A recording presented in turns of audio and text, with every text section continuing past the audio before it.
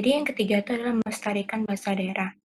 Karena bahasa daerah merupakan suatu identitas etnis dan kita wajib untuk memperkaya bahasa-bahasa dan kosakatanya dan dapat menjaga kelestariannya agar tetap berlangsung hingga masa depan. Iya, baik. Maaf ya, satu masukan dari Fakultas Ekonomi. Ini Pak Putu, semua. Ini semua foto ini. Kena sih Pak Putu. Iya.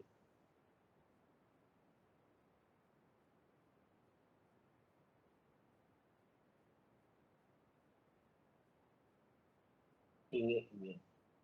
Iya.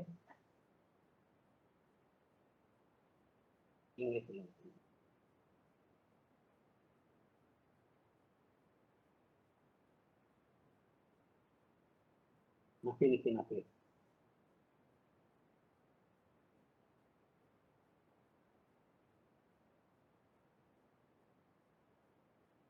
Ini. Berarti ini yang eskansip yang kirim ke teman-teman yang ini yang kirim Pak ini Pak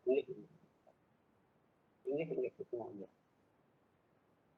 ini kan nanti Pak awasan kita nanti ampun Pak nih yang kan aduh ini dia Pak nih ini ini Pak yang mau dibuat minta izin ya dan minta karena yang terakhir ini Pak ini semua Pak. Maaf adik-adik. Ya baik, jadi adik yang tadi sudah menjawab bahwa daerah dilestarikan bahasa daerah itu karena bahasa daerah merupakan identitas etnis. Di samping itu, bahasa daerah juga dapat memperkaya kosakata dan istilah bahasa Indonesia. Baik, jadi saya berharap nanti ketika kuis atau ujian tugas yang lain, ya seperti yang saya sampaikan oleh teman-teman. Baik, sekarang kita lihat materi berikutnya. Pada pertemuan kedua hari ini, kita berbicara tentang sejarah singkat bahasa Indonesia, kedudukan dan fungsi bahasa Indonesia. Kita mulai, seperti biasa, saya akan mengajak adik-adik saling mengingat kembali. Karena ini bukan hal baru. Ya, kita sudah pahami, di Indonesia terdapat banyak sekali bahasa. Jadi kalau semua bahasa yang ada di Indonesia dikelompokkan akan ada 3 kelompok bahasa. Ada bahasa Indonesia, ada kelompok bahasa daerah, dan ada kelompok bahasa asing. Jadi ada 3 kelompok, ada bahasa Indonesia, ada kelompok bahasa daerah, ada kelompok bahasa asing. Nah, kalau kita lihat, bahasa Indonesia sesungguhnya bersumber dari salah satu bahasa yang digunakan di Indonesia. Apakah bahasa daerah atau apakah bahasa asing? Saya yakin adik-adik pasti masih ingat. Bahasa apakah, dari kelompok bahasa apakah dijadikan dasar yang disepakati sebagai dasar bahasa Indonesia, adik-adik? Dari kelompok, ada 2 kelompok di luar bahasa Indonesia, kelompok bahasa asing dan kelompok bahasa daerah. Dari kelompok manakah yang dijadikan dasar bahasa Indonesia? Silakan. Apakah kelompok bahasa asing? Apakah dari kelompok bahasa daerah? Silakan, adik-adik. Izin menjawab, Pak. Silakan, Dewi. Ya. Dari kelompok bahasa daerah, Pak. Tolong biasa, kelas berapa, kelas apa? Nama saya Gadek Dwi Arjana. Saya dari kelas C dengan NIM 037. 037, ya silakan. Menurut saya itu dari kelompok bahasa daerah, Pak. Ya, tepatnya bahasa apa, Dek? Apa, Pak? Tepatnya bahasa daerah itu kan banyak di Indonesia. Bahasa apa yang jadikan dasar bahasa Indonesia? Kurang tahu saya, Pak. Ya, baik saudara. Ada teman lain? Bahasa apakah benar dari kelompok saudara? Izin menjawab, Pak. Silakan, Dek. Dek Kevin, silakan. Ya, Perkenalkan nama saya Murad Kevin Medela Ananda dengan NIM 1008. Kelas apa nih? Jadi kelas D, Pak. Kelas C. Iya, baik, silakan. Ya. Jadi secara singkat bahasa Indonesia itu dari bahasa daerah. Nah, tepatnya di Melayu, Pak. Bahasa Bahasa Melayu. Melayu. Melayu. Iya, baik. Yang jadikan dasar sebagai bahasa Indonesia adalah bahasa Melayu. Nah, kalau dilihat sekarang, penutur bahasa Melayu sesungguhnya tidak sebanyak penutur bahasa Jawa, tidak sebanyak penutur bahasa Sunda. Kira-kira apa sebabnya? Atau faktor apakah yang menyebabkan bahasa Melayu disepakati sebagai dasar bahasa Indonesia, adik-adik? Padahal penuturnya tidak sebanyak penutur bahasa Jawa, tidak sebanyak penutur bahasa Sunda. Tetapi ternyata yang disepakati pada waktu itu adalah bahasa Melayu. Kira-kira apa kelebihan? Atau faktor apa yang menyebabkan bahasa Melayu disepakati? Adik, silakan. Silakan, adik. Agus.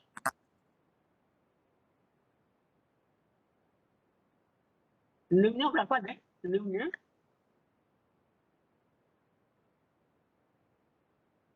Nol tujuh sembilan. Ya, silakan. Cek Agus.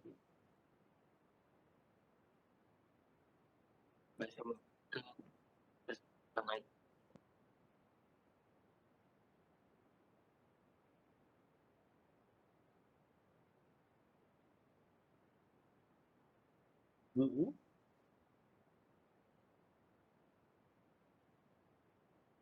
Mm-hmm.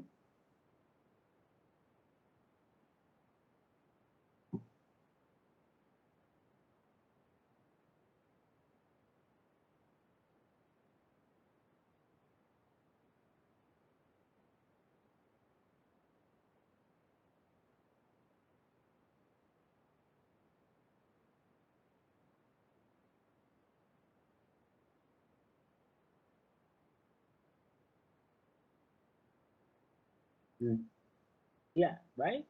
Cukup bagus jawaban adik Agus. Silakan teman lain atau orang lagi mungkin berkomentar. Mengapa? Selain pendapat yang disampaikan oleh adik Agus tadi. Silakan adik-adik yang lain. Bapak izin menjawab, Pak. Silakan, adik, silakan. Saya Kevin Moses Sualeleng dari kelas E dengan NIM 21085611100. Kelas E ya, adik. Kelas E. Iya, iya Pak. Iya. Silakan.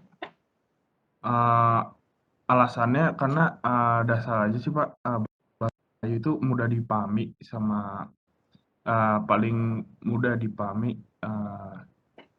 oleh semua suku, apalagi itu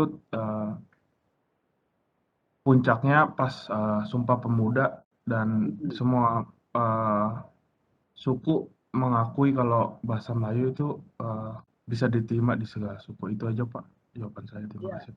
Baik, baik. Jadi dari pendapat tadi, mari kita lihat bersama-sama. Jadi bahasa Melayu disepakati sebagai dasar bahasa Indonesia karena dua alasan, adik-adik. Yang pertama itu karena ada faktor intralinguistik. Yang kedua faktor ekstralinguistik. Baik, mari kita lihat. Jadi tadi sudah saya katakan, di Indonesia banyak bahasa. Jadi bahasa Indonesia berasal dari bahasa darat, bahasa Melayu.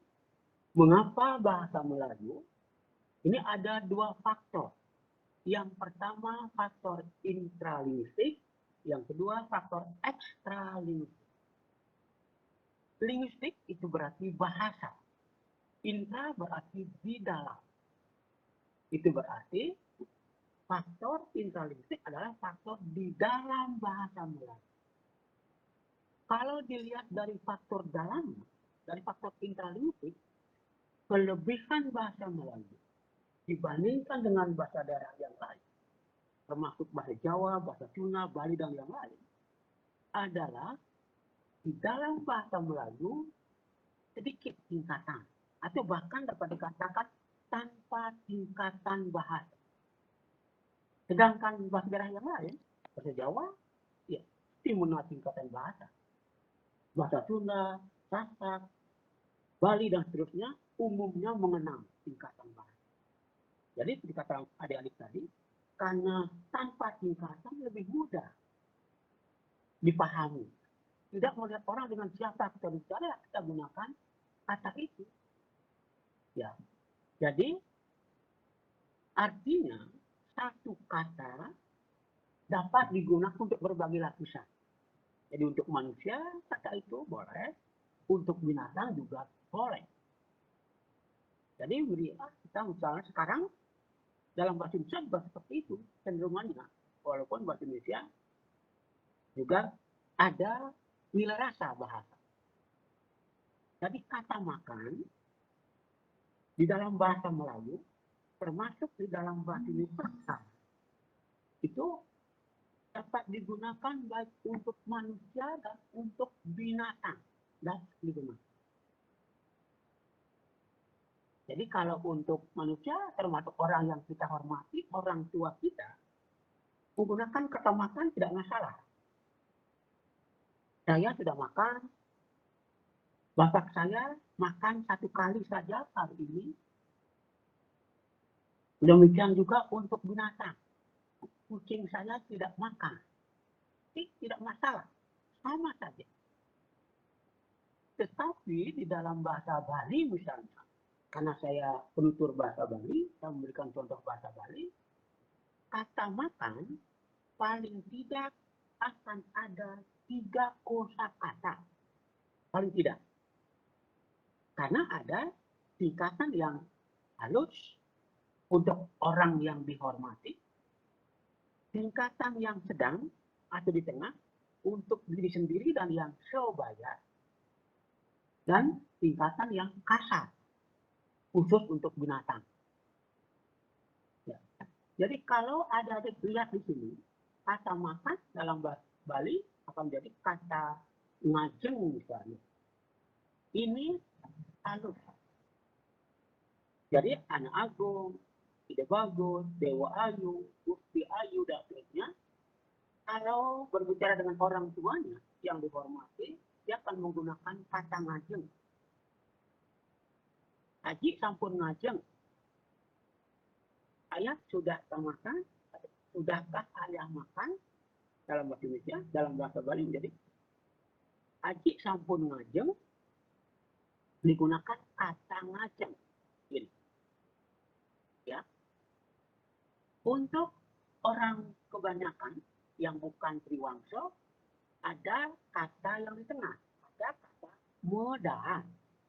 Di daerah saya, di Tegalalang, itu ada kata modal untuk diri sendiri dan teman-teman yang sebaya. Yang medar, pangpendu. Saya makan 2 kali, misalnya. Sedangkan kata untuk binatang, ini yang kasar, ngamah misalnya. Banyak kata kasar dalam bahasa Bali untuk kata makan. Ngamah, lidik, ngelek-lek, nyegsek, mantep, banyak sekali.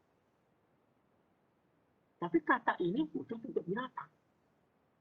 Tidak mungkin misalnya orang Triwangso, Ido Ayu, Anak Agung menggunakan kata nama untuk orang tuanya. Tidak mungkin misalnya, yang sampun ngajeng, ajik sampun nama. Tidak mungkin. Pasti tidak mungkin. Ya. Jadi kata nama itu untuk binatang saja.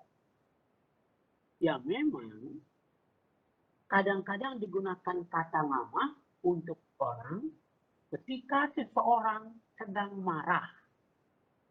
Kalau marah pasti menggunakan kata yang kasar. Amat jecange, makan pantat saya, begitu misalnya. Apalagi kalau ibu-ibu, wanita itu biasanya atraktif ketika marah. Mengangkat kainnya, menunjukkan pantatnya. Amat jecange. Itu kasar. Nah, ini yang saya contohkan kata kerja, verba, kata makan, verba.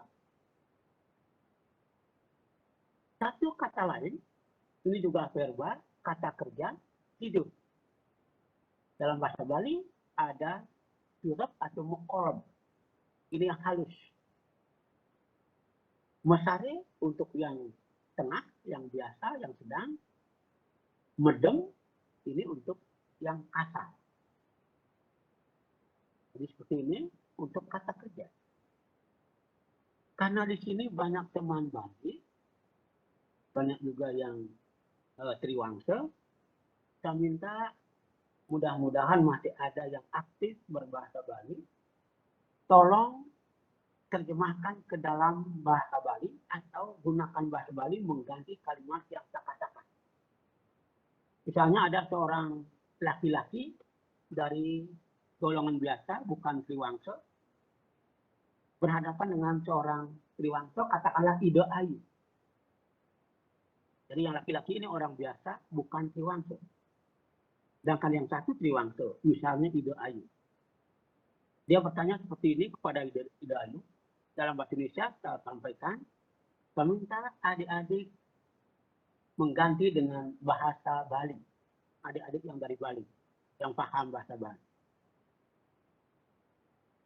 Dayu, bolehkah saya menemani Dayu tidur satu kali saja? Dayu, bolehkah saya menemani Dayu tidur satu kali saja? Silakan siapa yang dapat menggunakan bahasa Bali sesuai dengan aturan dalam bahasa Bali. Ada yang halus, silakan adik-adik. Halo, Iya, izin mencoba untuk menjawab, Pak. iya silakan Dika. Kelas Eh, C ya Dika. iya, Pak. Silakan Dika. Bahasa Balinya tuh jadinya Dayu, dados titian nyarengin Dayu sirep ping siki manten. Iya, bagus sekali. Dayu, dados titiang nyarengin. Atau dayu, dados titiang miring. Dayu, sirap atau mukolom, apisan manten. Apisan manten. Kalau dayu misalnya begini, mengangguk-angguk, Dika boleh mendampingi, menemani. Tetapi kalau dayu misalnya menggelengkan kepala, jangan. Ya, ternyata Dika masih ya aktif berbahasa Bali. Dayu dados titiang nyarengi. Dayu mukolom apisan manten. Mudah-mudahan Dika tidak pernah menggunakan kata itu ya, kalimat itu ya. Atau mungkin sering, tidak ada tahu. Ya, baik, bagus sekali. Nah, selanjutnya kita lihat di sini. Yang saya contohkan tadi kata kerja. Kata kerja adik-adik, verba. Sekarang ini kepala ini kata benda atau nomina. Apakah nomina juga ada tingkatannya dalam bahasa Bali, adik-adik? Kepala, kaki, tangan, itu apakah ada tingkatannya? Mata, Izin menjawab, Pak. silakan adik.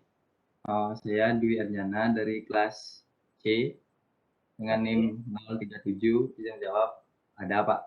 Silakan. Iya. Contohnya, kalau kepala, ya kalau yang utama itu kan, yang dihormat itu biasanya dibilang itu sirah. Ya. Kalau yang biasa itu, kalau yang untuk binatang itu biasanya kepala itu keluarnya tenas gitu, Pak. Kalau Tenang. di desa. Ya. Jadi tenas untuk binatang, jadi kasar. Yang untuk diri sendiri biasanya apa, Dik? Kalau tiang di rumah yang sirah nih, Pak. Vira, ya, Vira. Kemudian untuk Triwangsap yang kita hormati, Kang Halus, apa biasanya? Apa ya? Ya, mungkin ada Dika, mungkin tahu Dika? Iya Pak. Pak. Ya, Biasanya kalau kepala tuh Prabu. ya, baik. Kalau untuk yang dihormati ada Prabu, atau ada orang mengatakan Duur. Jadi yang halus itu Prabu atau Duur, dan untuk yang di tengah menjadi sendiri biasanya Vira. Sedangkan untuk yang kasar binatang biasanya Endas atau Tendas. Tetapi kemarin di kelas lain saya mendapatkan kosakata baru. Ada teman di kelas lain mengatakan selain Prabu dan Dur, alus kepala adalah lengar Pak. Alus kepala tanya lengar. Mungkin terinspirasi oleh kepala saya ini. Mungkin. Jadi ketika saya raba-raba kepala saya, benar juga halus. Ya, baik. Jadi kelebihan bahasa Melayu dari faktor intralinguistik karena tanpa tingkatan bahasa. Sedangkan bahasa daerah yang lain biasanya memiliki tingkatan bahasa. Saya pikir intralinguistik dapat dipahami. Kita lanjut dulu ke faktor ekstralinguistik. Ya, ini adik-adik, faktor yang kedua, faktor ekstralinguistik. Itu artinya faktor di luar bahasa Melayu. Kalau tadi kelebihan bahasa Melayu dari faktor dalamnya adalah tanpa tingkatan bahasa. Nah, dari faktor luar, kelebihan bahasa Melayu adalah daerah sebarnya luas. Kalau dibandingkan dengan bahasa daerah yang lain pada waktu itu. Artinya, pada saat itu, bahasa Bali cenderung hanya ada di Pulau Bali. Bahasa Madura cenderung hanya ada di wilayah Madura. Bahasa Jawa cenderung hanya ada di Jawa Timur dan Jawa Tengah. Bahasa Sunda cenderung hanya ada di Jawa Barat. Tetapi bahasa Melayu ternyata tidak hanya ada di wilayah Sumatera pada saat itu. Jadi kelebihan bahasa Melayu dibandingkan dengan bahasa daerah yang lain, dilihat dari faktor ekstralinguistik adalah bahasa Melayu mempunyai daerah yang luas, daerah sebar yang luas. Apa buktinya? Ada dua bukti ada. Yang pertama ada bukti lisan. Bukti lisan ini berupa dialek. Yang kedua, bukti tertulis. Bukti tertulis ini berupa prasasti. Bukti tertulis berupa prasasti. Saya yakin adik-adik pernah mendengar dialek. Di sini sudah saya sampaikan, dialek coba dikatakan variasi bahasa di daerah tertentu atau variasi bahasa pada kelompok masyarakat tertentu. Jadi supaya adik-adik mudah mengingat, dialek adalah ciri khas bahasa di daerah tertentu. Ciri khas bahasa di daerah tertentu. Atau ciri khas bahasa pada satu kelompok masyarakat tertentu. Itu maksud dengan dialek.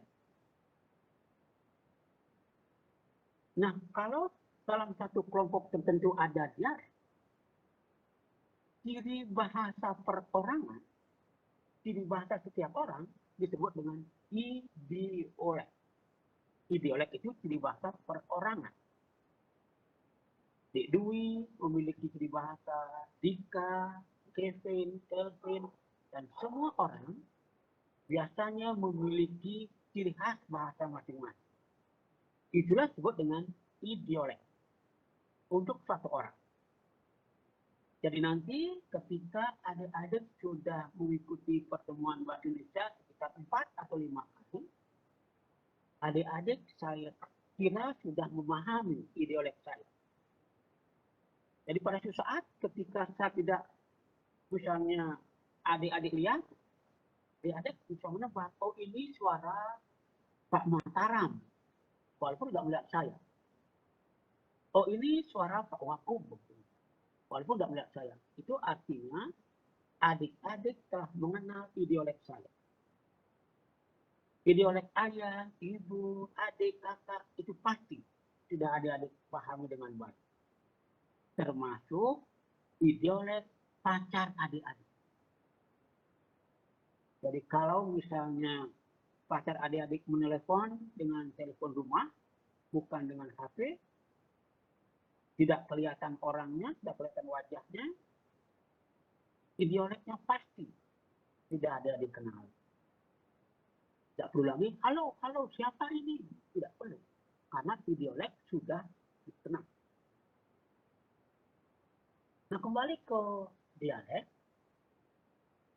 Ada sejumlah dialek Melayu yang ditemukan di beberapa daerah di Indonesia. Seperti sudah saya sampaikan di sini, ada dialek Melayu Jakarta, itu pasti di Jakarta. Dialek Melayu Gorontalo, di Gorontalo. Bahasa atau dialek Melayu Ambon, ini di Maluku. Bukan hanya di kota Ambon, tapi di Maluku. Nah, pertanyaan berikutnya, ternyata ada juga dialek Melayu omong kampung. Mungkin adik-adik pernah mendengar dialek ini. Kira-kira di manakah dialek Melayu omong kampung ini ditemukan adik-adik? Di manakah kira-kira?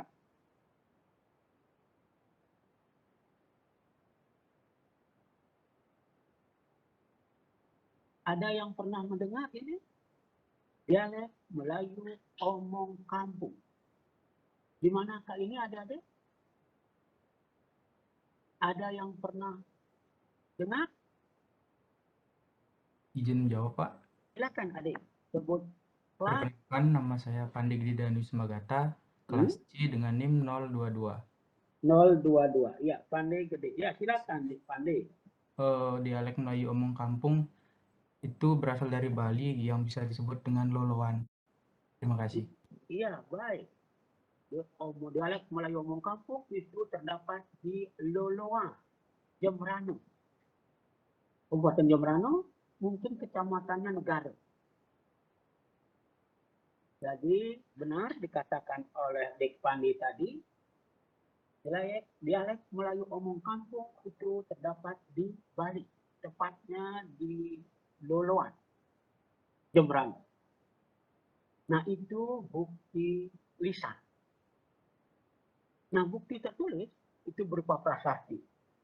Prasasti sudah dipahami adalah piagam tertulis, baik pada batu, pada tembaga, maupun yang lain. Ini adalah prasasti berbahasa Melayu. Ada sejumlah prasasti yang menunjukkan sebarnya. Ada Kedukan Bukit, Salang Suwo, Kota Kapur, dan Karang Berat. Jadi nama-nama ini saya harap tidak diganti dengan kata lain. Jadi ketika adik-adik misalnya ujian, tertulis, tolonglah tulis sesuai dengan namanya. Pernah terjadi Kedukan Bukit diganti dengan Kedukan Gunung. Saya salahkan, tapi teman itu protes. Menurut dia, gunung sama dengan bukit. Saya tidak bisa menerima. Sekarang saya minta pendapat adik-adik. Samakah gunung dengan bukit, adik-adik? Tidak. Tidak, Izin jawab, ya? Pak. Tidak. Silakan. Kalau itu apa bedanya, adik-adik? Apa beda gunung dengan bukit? Izin menjawab. Silakan. Murah Oke, perkenalkan saya Igusti Ngurah Bagus dari Mayuda dari kelas E dengan NIM 056. 056. Ya, silakan. Nah, perbedaan gunung dengan bukit adalah kalau gunung itu ada dua, yaitu ada gunung vulkanik dan gunung non vulkanik. Kalau gunung itu juga gimana ya, mungkin agak lebih tinggi daripada bukit. Ya, lebih Ya, tinggi. kalau Ya. bukit hanyalah kalau bukit itu kan kayak misalnya dataran tinggi gitu, dataran tinggi yang lebih tinggi daripada dataran yang lainnya. Iya. Seperti Bukit Jimbaran gitu misalnya. Iya, baik. Berarti saya juga tidak setuju, maka saya katakan bukit itu cenderung tidak berpotensi untuk meletus. Ya, gunung dikatakan tadi yang vulkanik ya mempunyai potensi untuk meletus dan biasanya lebih tinggi daripada bukit. Jadi kalau adik-adik misalnya mengatakan kampus Unut ada di bukit, tidak bisa diganti dengan kampus Unut ada di gunung. Pasti tidak bisa seperti itu. Tapi teman yang ini beberapa semester lalu ya tetap bercukup kuasa, tetap salah.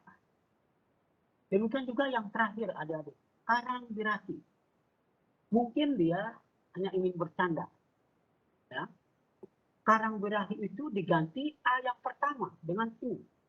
Saya salahkan juga. Jadi bukan Karangbirasi, itu menjadi kurang berarti. Jadi saya salahkan. Dia hanya kata, maaf Pak, salah tulis.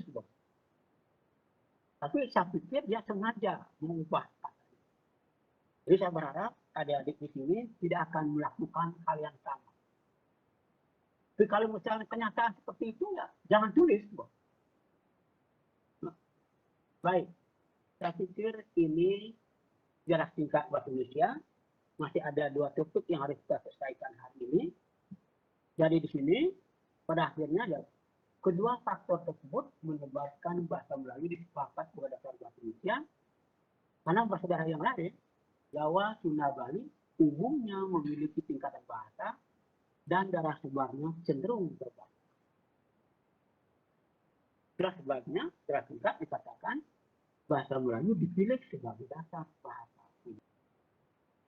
Nah, sampai di sini adik-adik, kalau ada komentar silakan sebelum kita lanjut ke kedudukan dan fungsi bahasa Indonesia.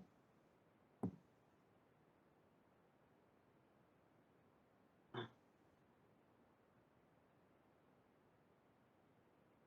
Ada komentar adik-adik?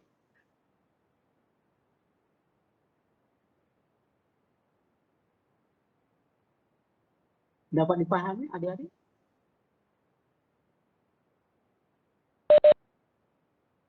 Bisa, Pak. Iya, baik. Ya, karena ini bukan hal baru. Kalau begitu kita lanjut sekarang ke kedudukan bahasa Indonesia. Kira-kira apa yang dimaksud dengan kedudukan? Konsep kedudukan itu apa kira-kira ada? Kalau kita bicara tentang kedudukan bahasa. Konsep kedudukan. Bukan kedudukan yang dimiliki oleh bahasa Indonesia. Kalau misalnya, apa yang dimaksud dengan kedudukan bahasa? Kira-kira apa adik-adik? Kedudukan. Nanti ada fungsi. Izin menjawab, Pak. Silakan adik. Saya Rian dari kelas E dengan NIM 107 ingin menjawab. 107. Ya, silakan deh. Ya. Konsep kedudukan dalam bahasa Indonesia itu diartikan bahwa kedudukan itu sebagai tempat atau posisi bahasa Indonesia di suatu negara atau di negara Indonesia tersebut. Ya. Bagaimana bahasa itu diartikan dalam negara tersebut? Terima kasih, Pak. Iya, baik. Ya, ada teman lain? Satu orang lagi? Tempat. Izin menjawab, Pak. Silakan, Andi. Kenalkan, nama saya Ibu Tuandi Wiratma Putra dari kelas C dengan NIM 052. Menurut saya, ya, silakan. Kedudukan bahasa Indonesia itu adalah bahasa yang digunakan di dalam sebuah negara sebagai bahasa untuk pemersatu bangsanya itu sendiri. Terima kasih, Pak. Ya, baik. Jadi, intinya sama. Nah, kemudian kalau pendudukan konsepnya sudah. Sekarang di Indonesia, bahasa Indonesia memiliki dua kedudukan. Masih ingat adik-adik kedudukan sebagai apa saja yang dimiliki bahasa Indonesia di negara kita Indonesia ini? Ada dua kedudukan yang dimiliki oleh bahasa Indonesia. Silakan kepada adik-adik yang masih ingat kedudukan sebagai apa saja kah? Izin menjawab. Silakan, adik silakan. Putu Bagus Tegar, silakan.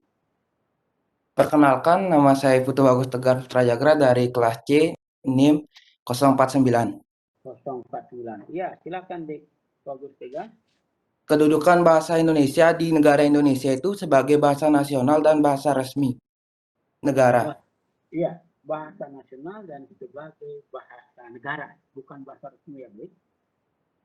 Berikutnya, saya kedudukan bahasa Indonesia sebagai bahasa nasional dimiliki atau diakui sejak kapan, adik-adik? Sejak kapankah kedudukan bahasa Indonesia sebagai bahasa nasional diakui? Silakan. Sejak kapan? Tanggal berapa?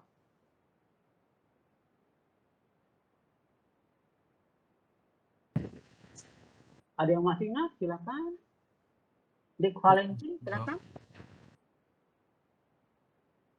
Silakan, Dik Valentin. Sejak tanggal 20.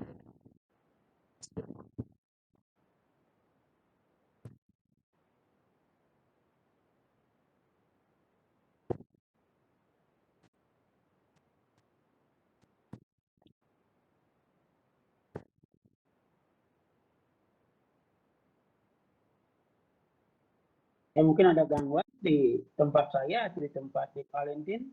Saya tidak dengar suara Dik Valentin.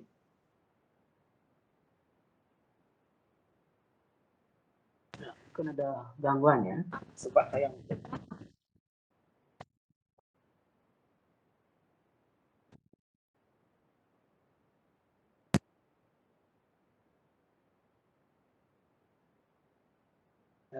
Saya belum bisa mendengar suara Dik Valentin.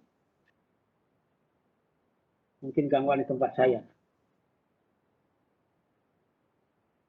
Ada teman lain? Sejak kapan? Izin menjawab, Pak. Silakan. Adik saya tidak mendengar tadi suara Dik Valentin. Silakan. Saya mau menjawab, silakan. Nama saya Dwi Anyana dari kelas C NIM 037. Sejak tanggal 28 Oktober tahun 1928, Pak. Ya, 28 Oktober 1928. Mengapa pada saat itu, Dwi? Karena pada saat itu tepat lahirnya Sumpah Pemuda, Pak. Iya, pada itu diadakan Sumpah Pemuda. Pada saat itu ada 3 ikrar Sumpah Pemuda. Masih ingat kan adik? Ikrar yang berkaitan langsung dengan bahasa. Yang ikrar yang keberapa adik? Ikrar yang keberapakah berkaitan langsung dengan bahasa? Izin menjawab, Pak. Izin menjawab, Pak. Izin jawab. Banyak, Pak. Gede Krisnawan? Saya Gede Krisnawa, Pak, dari kelas E, Ya. NIM 017. Ya, silakan. Ikrar yang langsung membahas tentang bahasa itu berada pada ikrar ketiga dari Sumpah Pemuda. Bagaimana pernyataannya, Dek? Masih ingat? Menjunjung tinggi, menjunjung bahasa persatuan bahasa Indonesia. Iya, kami Putra Putri Indonesia menjunjung bahasa persatuan bahasa Indonesia. Ya, baik. Baik, mari kita lihat. Nah, inilah kedudukan bahasa itu berarti status relatif bahasa. Jawab di sana sudah boleh. Atau lengkapnya, kedudukan bahasa adalah status relatif bahasa sebagai sistem lambang budaya yang dirumuskan atas dasar nilai sosial yang dihubungkan dengan bahasa yang bersangkutan. Itu lengkapnya. Bahasa Indonesia mempunyai 2 kedudukan. Yang pertama sebagai bahasa nasional, yang kedua sebagai bahasa negara. Sebagai bahasa nasional, kedudukan bahasa Indonesia diakui sejak Sumpah Pemuda 28 Oktober 1928 berkaitan erat dengan ikrar ketiga Sumpah Pemuda. Kami Putra Putri Indonesia menjunjung bahasa persatuan bahasa Indonesia. Bukan berbahasa satu, Itu yang ingin saya sampaikan. Karena sering sekali di antara kita masih mengatakan berbahasa sama. Padahal di Indonesia terdapat banyak sekali bahasa. Dan yang kedua, kedudukan bahasa Indonesia sebagai bahasa negara.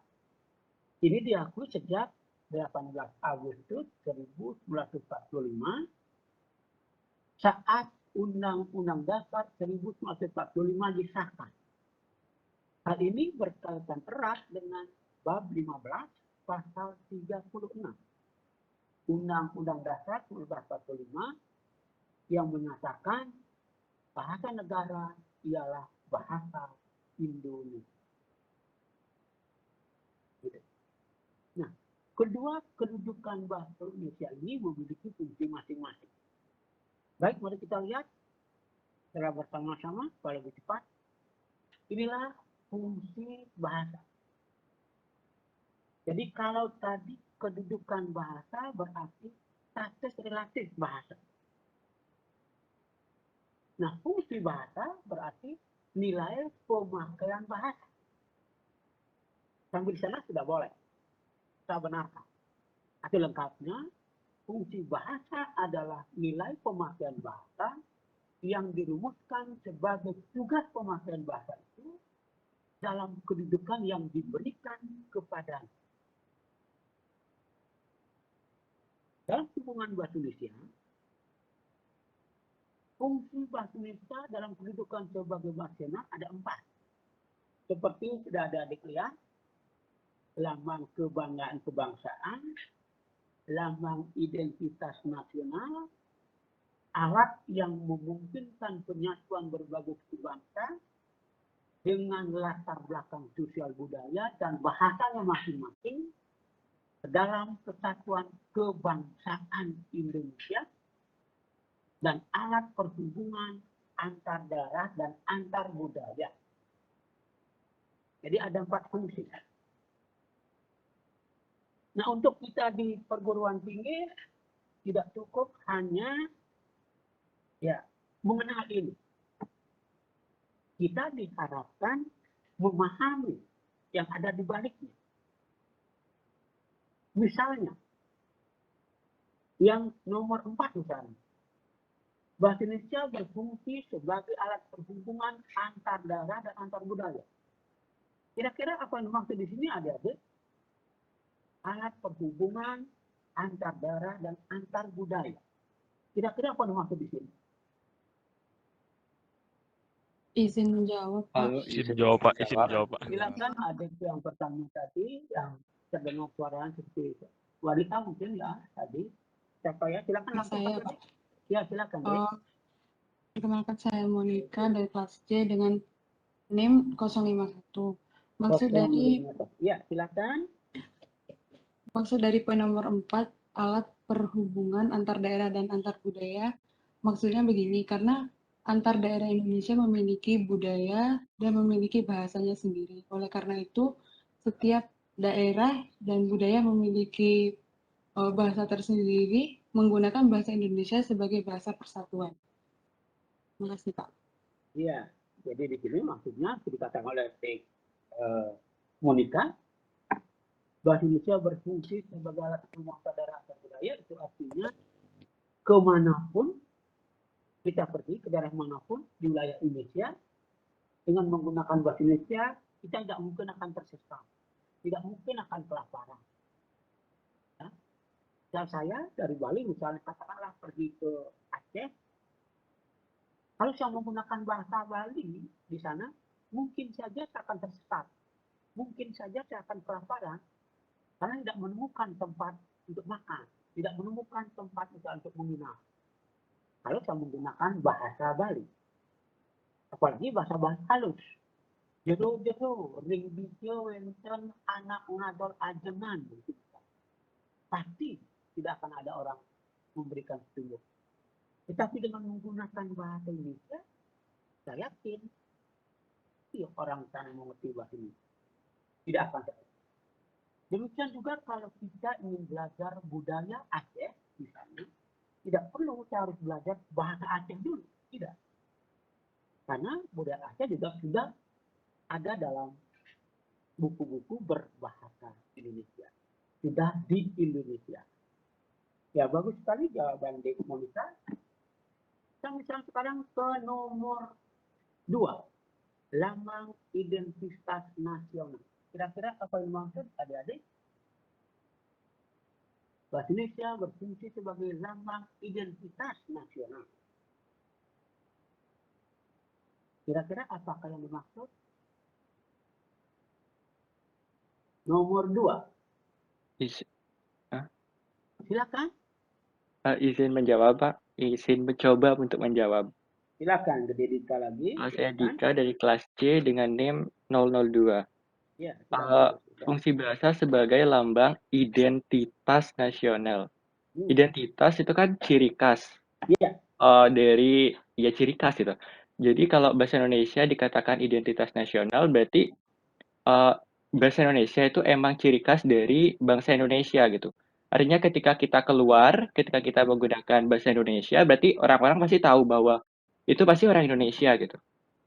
Itu aja sih, Pak. Iya, jadi merupakan jati diri. Di samping bahasa Indonesia, apa saja kah identitas nasional bangsa Indonesia diberikan? Bahasa Indonesia bukan satu-satunya, tapi masih ada hal lain sebagai identitas nasional Indonesia. Apalagi kira-kira?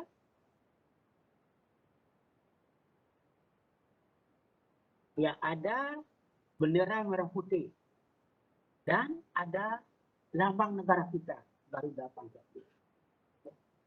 Nah, yang lain silakan dipahami karena waktunya. Kita lihat sekarang fungsi bahasa Indonesia dalam kedudukan sebagai bahasa negara. Ini juga ada 4. Yang kelima ini hanya usulan. Jadi yang dicantumkan dalam politik bahasa Indonesia itu ada 4. Bahasa resmi kenegaraan, bahasa pengantar dalam dunia pendidikan, alat perubahan sikap nasional, alat pengembangan pengetahuan, dan seterusnya. Jadi 1, 2, 3, 4. Yang kelima ini usulan. Saya minta pendapat oleh yang pertama. Bahasa Indonesia berfungsi sebagai bahasa resmi kenegaraan. Apa kira-kira yang maksud di sini? Izin menjawab, Pak. Silakan adik ya Alfredo. Saya Getwi Alfredo dari kelas E dengan NIM 091. 091. Silakan deh Alfredo. Menurut saya, fungsi bahasa Indonesia dalam kedudukan sebagai bahasa negara, yang pertama sebagai bahasa resmi kenegaraan itu, berarti bahasa Indonesia akan digunakan sebagai bahasa resmi kenegaraan. Seperti contohnya, bahasa Indonesia akan digunakan dalam upacara, peristiwa, ataupun kegiatan kenegaraan, baik dalam bentuk lisan maupun bentuk tulisan. Kira-kira seperti itu, Pak. Iya, bagus sekali jawaban adik. Jadi, bahasa resmi kenegaraan itu artinya bahasa Indonesia digunakan pada semua peristiwa kegiatan ya baik resmi negara baik lisan maupun tulis. Artinya ketika misalnya disusun undang-undang baik undang-undang pendidikan, undang-undang universitas, undang-undang lain digunakan bahasa Indonesia. Saya tulis. Kemudian ketika upacara misalnya upacara resmi kenegaraan, peringatan proklamasi. Jadi pidato ditulis dalam bahasa Indonesia, disiapkan dalam bahasa Indonesia. Bagus sekali jawaban adik tadi. Berikutnya, yang kedua, kira-kira apa yang dimaksud bahasa Indonesia berfungsi sebagai bahasa pengantar dalam dunia pendidikan di Indonesia? Izin menjawab, Pak. Ya, silakan adik. Jadi, maksud dari bahasa pengantar di dalam dunia pendidikan itu, jadi di sekolah hingga perguruan tinggi itu kita menggunakan bahasa Indonesia sebagai bahasa utama dalam belajar, baik untuk guru, mahasiswa, murid, dan juga dosen. Adik di kelas apa nih, Dik? Ya, saya dari kelas C, Pak. Kelas C di Florencia, NIM-nya? NIM 074. 074, ya baik. Ya, baik. Bagus sekali, di Florencia mengatakan tadi, bahasa Indonesia berfungsi sebagai bahasa pengantar dalam dunia pendidikan, itu artinya sebagian besar pelajaran, mata kuliah, baik dari tingkat dasar maupun perguruan tinggi, diantarkan dengan bahasa Indonesia. Walaupun tidak semuanya. Ya. Di perguruan tinggi mungkin di kelas ini, di program studi sarjana teknik informatika, dari misalnya 10 mata kuliah yang diambil semester 1 ini, mungkin ada beberapa yang tidak diantarkan dengan bahasa Indonesia. Ada berapa mata kuliah adik-adik pada semester ini yang tidak diantarkan dengan bahasa Indonesia di kelas? Izin jawab, Pak. Satu. Mata Iya. kuliah apa, deh? Bahasa Inggris. Oh, bahasa Inggris. Ya, tentunya ya bahasa Inggris. Jadi kalau adik-adik mau ambil 8 mata kuliah, 7 mata kuliah, sebagian besar diantarkan dengan bahasa Indonesia. Termasuk pelajaran agama misalnya. Agama Hindu tidak langsung dosen pengampu mata kuliah agama Hindu menggunakan bahasa Sanskerta. Tidak mungkin. Demikian juga kalau mengantarkan mata kuliah agama Islam. Tidak akan sepenuhnya digunakan bahasa Arab misalnya. Jadi saya pikir akan menggunakan, sebagian besar menggunakan bahasa Indonesia. Ya, bagus sekali. Nah, mungkin yang terakhir, yang nomor 5, yang lain nanti ada di paham. Nomor 5 kira-kira apa namanya tidak ada. Bahasa Indonesia berfungsi sebagai bahasa media massa. Izin menjawab, Pak. Silakan. Ya. Boleh saya perkenalan lagi atau tidak perlu? Tidak, sudah tadi yang kurang bagus sudah. Ya. Karena bahasa Indonesia telah menjadi bahasa resmi kenegaraan dan bahasa persatuan kita, maka bahasa Indonesia bisa digunakan sebagai bahasa dalam media massa. Contohnya ya dalam berita sudah menggunakan bahasa Indonesia baik lisan maupun tulisan. Nah, dalam tulisan itu contohnya pemberitaannya dalam bentuk web gitu lah, maksudnya ya dalam bentuk web. Dan kalau dalam tulisannya ya berita biasa seperti yang ada pada TV. Ya, baik. Jadi bagus sekali. Dengan namanya bagus, jawabannya juga bagus. Jadi sebagian besar media massa Indonesia, baik media cetak maupun elektronik, menggunakan bahasa Indonesia sebagai pengantar dalam menyampaikan informasi kepada masyarakat. Walaupun ada beberapa yang menggunakan bahasa asing, mungkin bahasa Inggris, mungkin bahasa Arab atau bahasa lain. Di Bali misalnya ada Bali Travel News menggunakan bahasa Inggris. Tapi apakah masih ada sekarang, saya tidak tahu. Yang jelas bahasa Indonesia digunakan pada sebagian besar media massa di Indonesia. Ya baik, itulah materi kita hari ini. Jadi ada 3 materi yang kita bicarakan hari ini. Ada sejarah singkat bahasa Indonesia, kedudukan bahasa Indonesia, dan fungsi bahasa Indonesia. Kalau ada hal yang disampaikan, silakan adik-adik.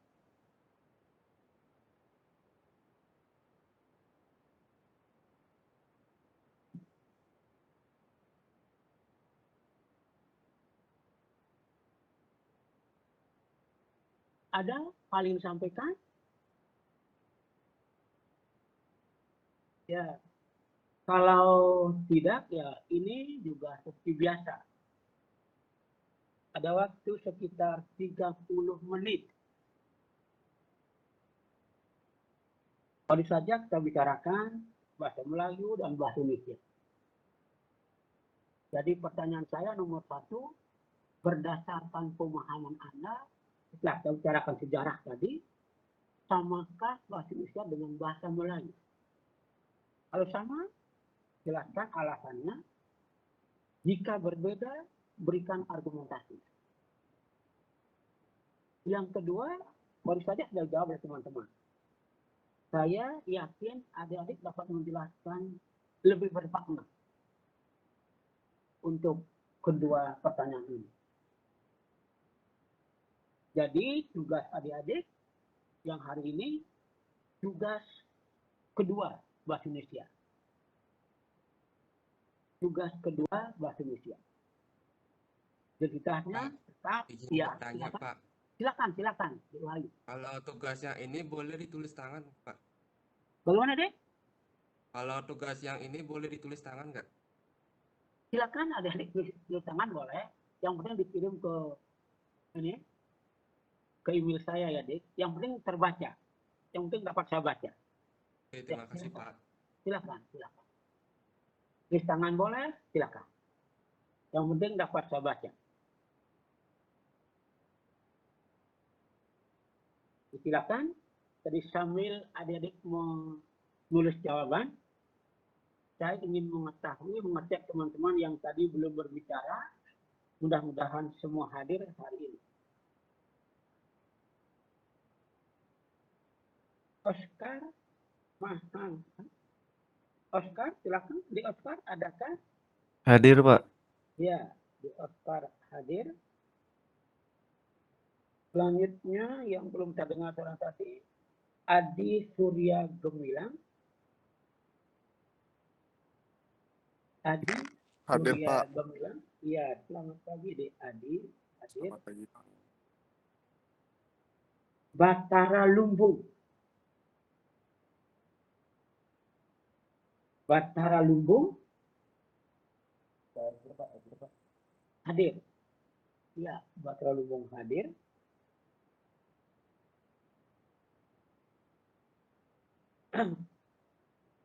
Aditya Dananjaya. Aditya Dananjaya. Hadir, Pak. Ada ya?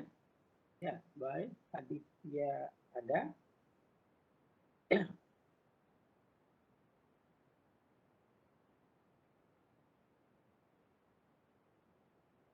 Selanjutnya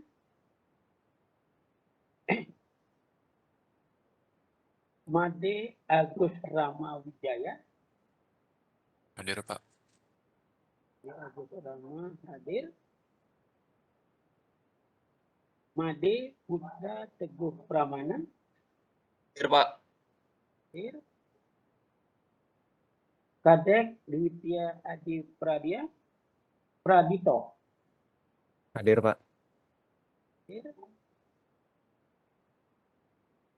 Gede Reiki. Gede Reiki. Tidak terdengar suara Reiki. Tidak ada gangguan. Dewo Agung Ayu Mutiara Dewi. Hadir, Pak. Ya, selamat pagi, Dewa Ayu. Berikutnya Ketut Adian Jayaditya. Hadir, Pak. Hadir. Putu Krishna Megadana. Putu Krishna Megadana.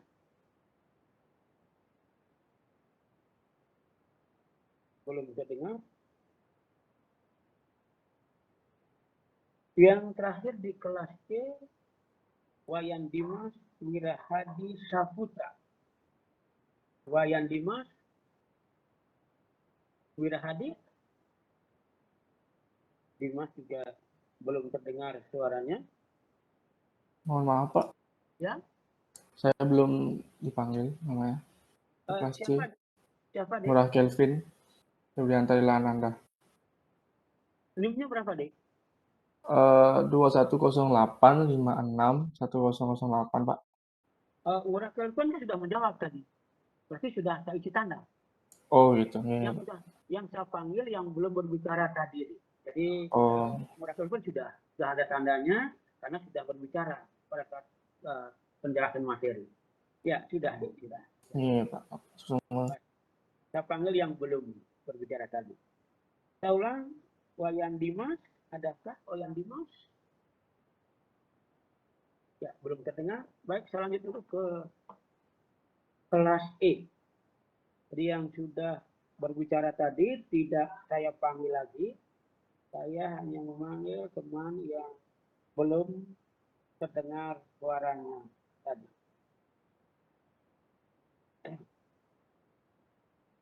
Putu Putri Pratiwi. Saya, Pak. Made Wahyu Purnama Putra. Hadir, Pak. Anak Agung Made Krishna Astrawan. Hadir, Pak. Hadir. M. Faisal Afandi. Hadir, Pak. Selamat pagi. Berikutnya Kadek Krisnawati. Hadir, Pak. Hadir. Selanjutnya Gede Krishna Santia Yogeswara.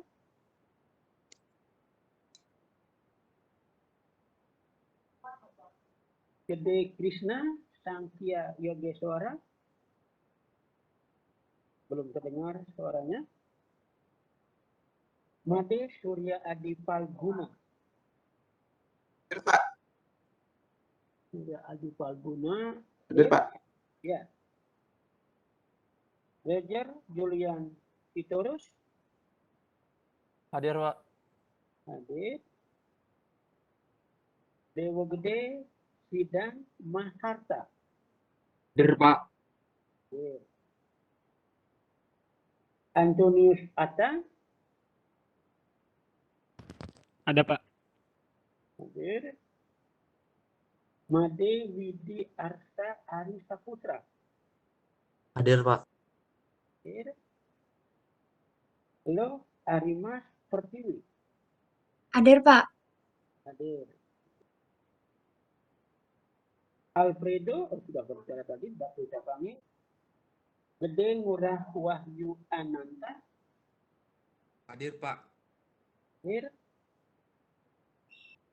Gusti Bagus Ngurah Agung Brian Wijaya.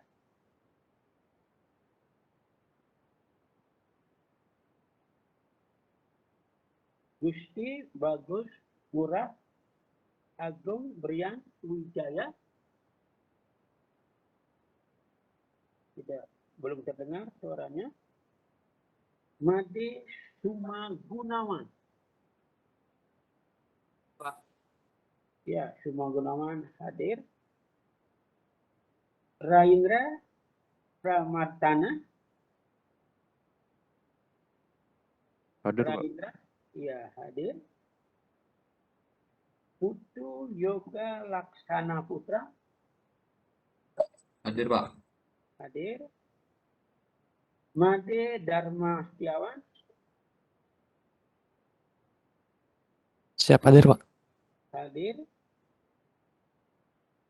Refli Subang. Refli Subang. Hadir, Pak. Ya, hadir. Saya ulang, dua teman yang belum terdengar suaranya tadi. Gede Krishna Sangkya Yogeswara.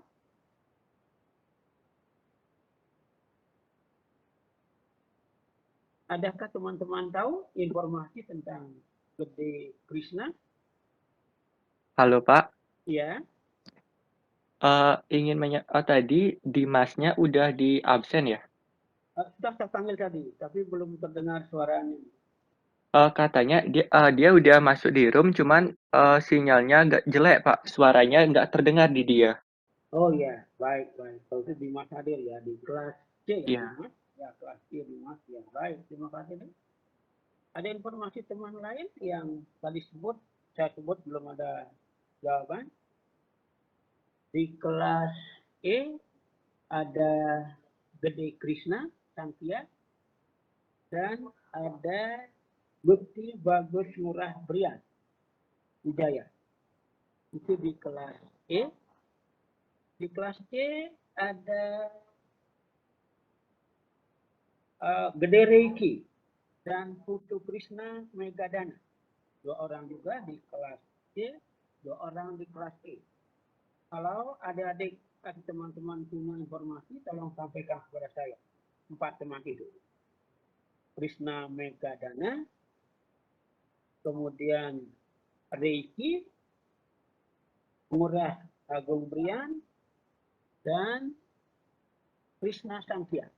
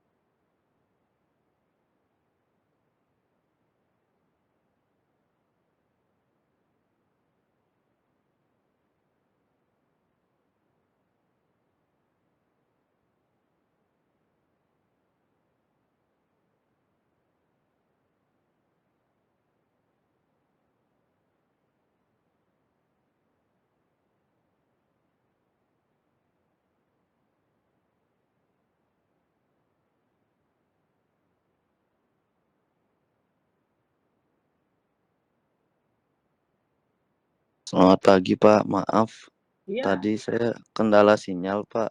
iya, iya, Krisna iya. Megadana. Ini kelas berapa, Dek? Kelas C ya? Iya kelas C, Krisna Megadana Pak. Ya, 1104 ya?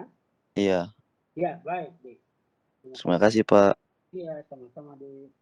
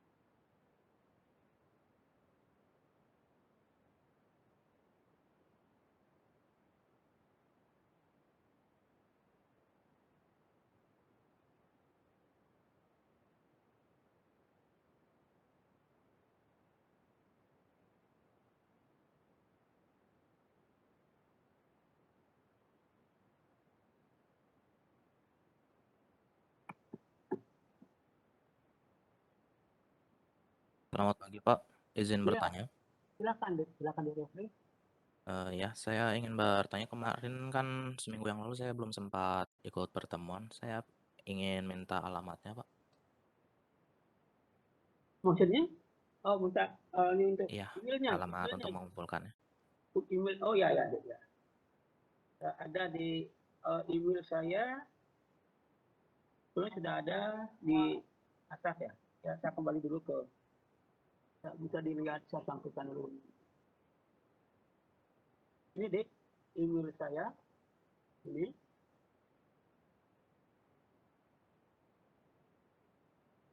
Bisa dilihat di replay? Bisa Pak? Ya. Terima kasih banyak Pak. Ya, sama-sama, Dek.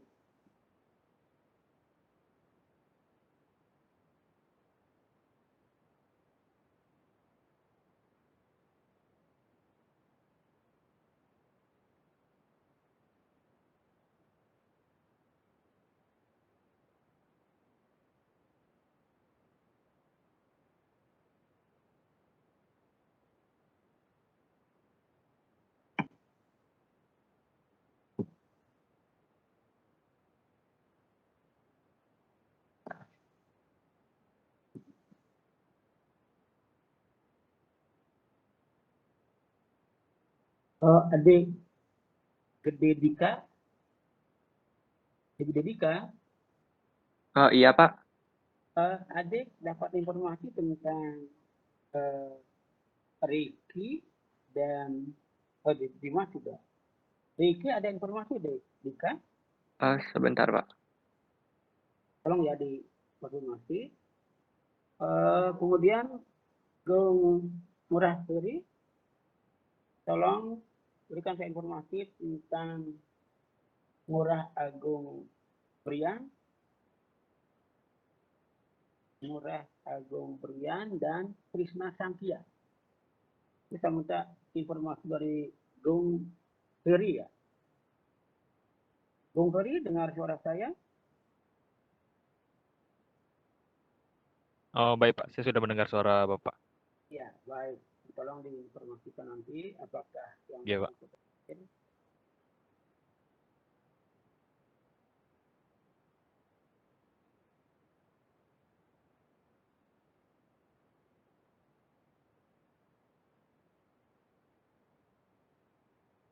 Saya berharap nilai adik-adik lebih bagus dibandingkan dengan yang sebelumnya.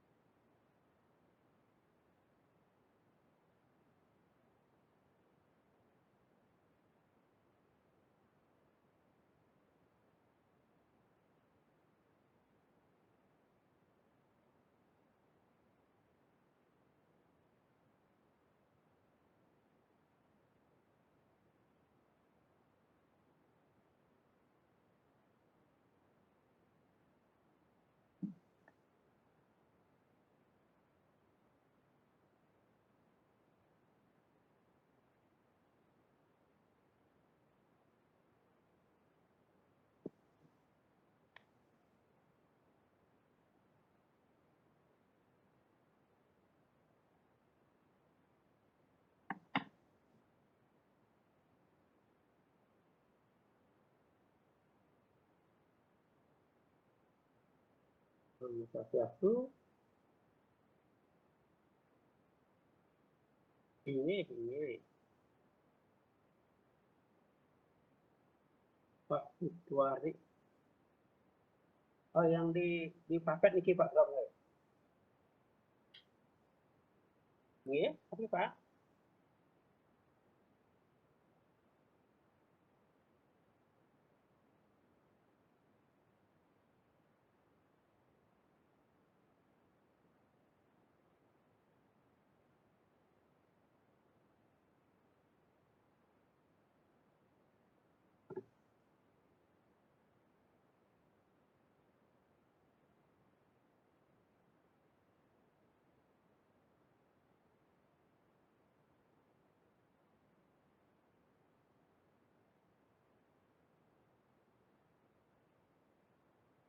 Ini Pak.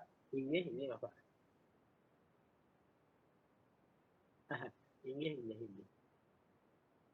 Wah, masuk Pak Dok dan Pak Anak Pak yang ajak di petugas hukum dulu Pak kan pakai itu Pak betul ya. Ampun Pak, mungkin ya Pak.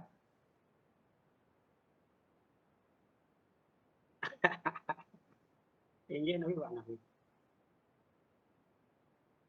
Nabi Pak.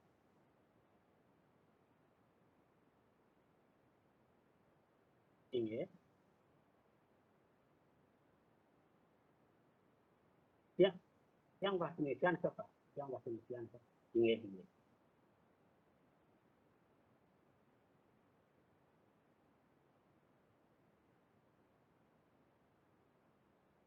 Maksudnya kenapa lebih Pak? Dia ngajar di ABCDE Pak. Iya.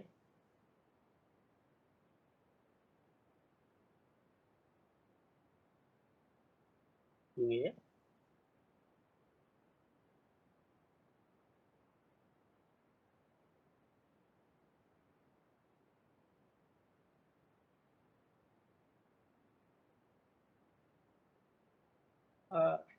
Mikir yang mungkin itu sedang di kelas D dan E mungkin Pak. Jadi nanti A dan D kan, C dan E mungkin menjebot jam 9.40 itu A dan D kan. Sampai jam 1 menjebot di kelas D kan Pak. Ingin dan ikut yang satu hari ikut polisi. Ingin.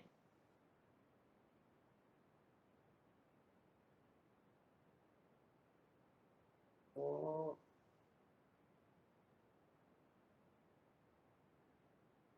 Tapi itu yang pun kita Pak nanti ini mungkin jam berapa sampai 9.40 menjebot di A dan D kan.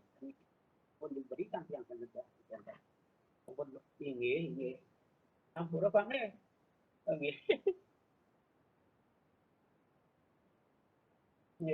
Kalau sama kan becek itu Pak yang sakit ya. Tidak masalah, tapi karena kebetulan kelas itu, tapi kan nanti yang pun kelas C dan E, kemudian A dan D, baru kelas B, sampai jam 1 siang. Ini ampun Pak nih, ampun. Ini.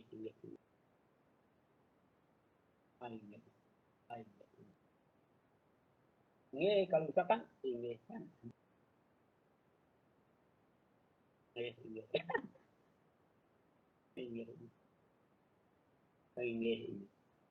Ini semua Pak. Ini ampun Bapak.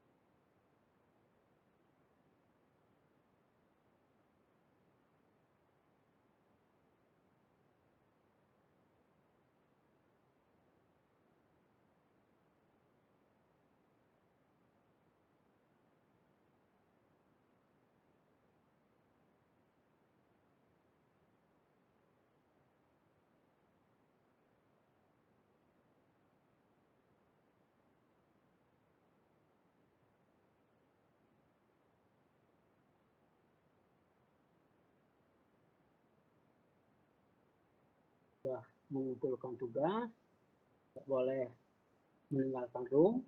Nanti teman-teman yang ingin mengerjakan tugas luar room silakan. Masih ada waktu sekitar 7 menit. Nah, berikutnya pukul 9.40 kelas A dan D akan masuk room ini. Selamat pagi adik-adik, terima kasih. Sampai jumpa Jumat depan ya adik-adik. Terima kasih. Terima kasih, Pak. Terima kasih, Pak. Terima kasih, Pak. Sama-sama adik.